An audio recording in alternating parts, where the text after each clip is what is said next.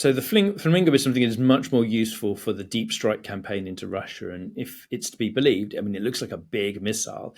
It might have a range of something like 3,000 kilometers. I mean, that could be optimistic. But the point is that once it's beyond, say, 1,000, 1,500, there are a lot of quite attractive military industrial and industrial targets in range. I think some people have done some early analysis on the Flamingo, and it looks like an improvised weapon built up of a very large warhead from older weapons, something that looks a bit like a very large classic cruise missile.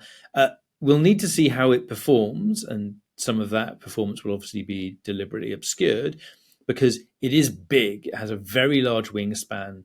It's probably not going to be supersonic, but it's not going to be as stealthy as something like a Storm Shadow or a Scalp. And how accurate is it? What is its guidance system? Although, big warhead compensates for some of that. So this has got a much longer range than those kind of Western supplied weapons, but there will be a challenge in guiding it onto its target, and how many will get shot down on the way in if it's that big and obvious. But it's another string to the Ukrainian bow. They've already proven themselves adept at stretching Russian air defenses. And one of the big things that's happening is they're really beginning to increase both the scale and the tempo of these deep strikes. And that will cause a series of dilemmas for the Russians in terms of where they put their air defenses, how they deal with attacks that might consist of, a lot of quite slow-moving drones, but then a number of these cruise missiles. What it does seem to be happening is that increased tempo is now beginning to bite into elements of the Russian military-industrial complex. I don't think we're yet seeing its impact on the front line, but there's been some really good analysis by people looking at the attacks on refineries, which suggests it is pushing up the price of petrol, gasoline, inside Russia to the extent that they're not exporting it anymore.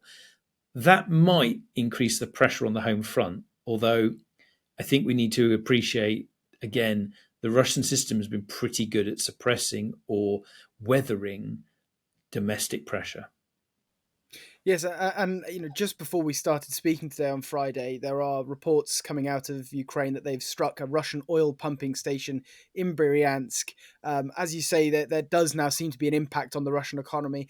At what point does that sort of thing start to harm a war effort? And is it more the economic side of that has the impact, or the political side, as you mentioned there, or is it possible that by restricting Russia's capability to create fuel itself, that can limit their ability to move things around, get things to the front? I mean, this is a huge unknown because economies and governments, particularly authoritarian ones, can often be quite resilient for quite a long time in the face of external pressure. They get good at dealing with sanctions, they evade them, or they come up with alternatives inside. In the case of Russia, there are a range of targets here. So there is the direct military industrial targets, i.e., where do they make and store weapons? So where are the facilities making their complex long-range cruise missiles and ballistic missiles? Where are the facilities that make the Russian version of Iranian-supplied weapons? So they now have the Geran 2, which has been based on the Shahed. Can you damage or destroy those facilities so that there aren't as many of those weapons? So that's number one. Can you get at the source of their weapons? Stuff that's closer would be, where are they storing things that are directly on the way to the front? So can you really begin to eat into what's happening on the ground? That's proven difficult in the past because it's so varied and large and broad, but they did a good job, particularly early on, at hitting headquarters and storage sites. Then there is the big impact on the Russian economy in terms of oil production and export. And that hasn't made a huge dent yet, but it could do. And then there's this final one, which is actually internal, the internal economy and things, as I said, like gasoline, and how that affects the price at the pump in Russia. It's that one that seems to be experiencing the most significant effect now. But I honestly couldn't tell you whether or not that will actually begin to bite in such a way as that it changes the pressure on Putin himself, because that's quite a high threshold to hit. For example, it affects the Russian consumer, but are they actually going to come out to the streets and protest? You'd have to hit diesel to affect the Russian military system in terms of what they want as a customer. It's not clear that that is happening yet. So these are the kind of things that do need to happen. Understanding their effect is an incredibly difficult art. We'll get back to your video shortly, but first, many of you right now will be watching the show on your phone, tablet or laptop, completely unaware that this very second someone could be accessing your device and stealing your data. Using the internet without private internet access, VPN, is like letting Facebook post your diary. Your friends and family can read all your dirty secrets. A virtual private network, or VPN for short, is an app that hides your IP address and safeguards your internet connection through an encrypted tunnel. It shields your digital life from those eyes who are looking to exploit your private information. Whenever you connect to the internet on a public Wi-Fi network at airports, coffee shops, friends' houses, or even at your own home, your data is at risk of being stolen. Your device is transmitting a great amount of information out into the open, which can be viewed by various different entities before reaching the intended website, such as your ISP, government censors, advertising companies, and more. Hackers on the same network can easily steal your personal data.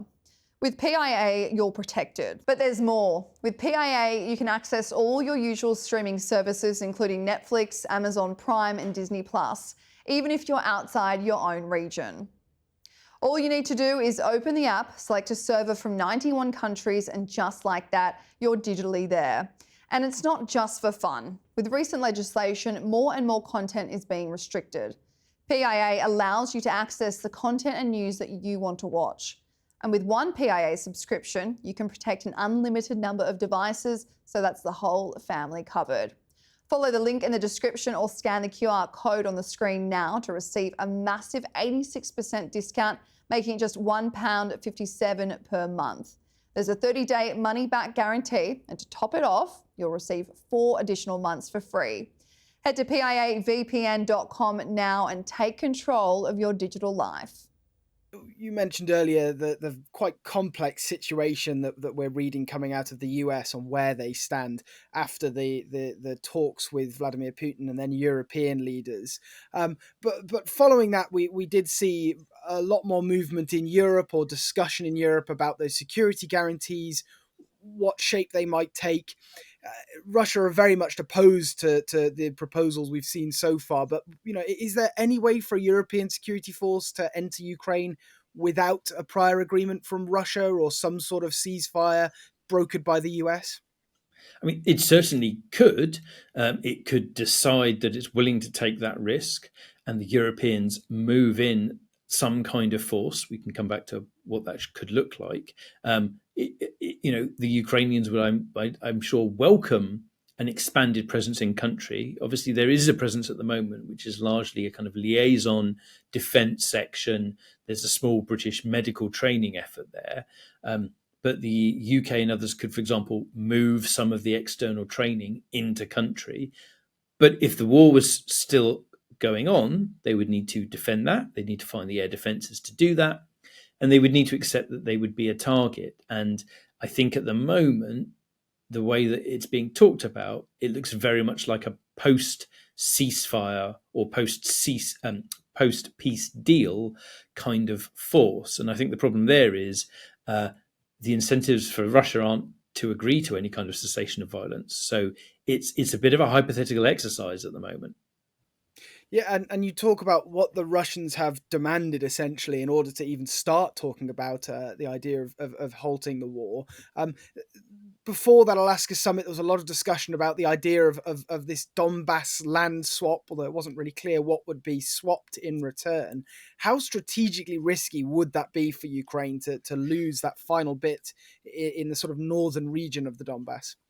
I mean, I think it'd be very risky. I think that's why the Russians proposed it, because they know that the Ukrainians are very unlikely to go for it.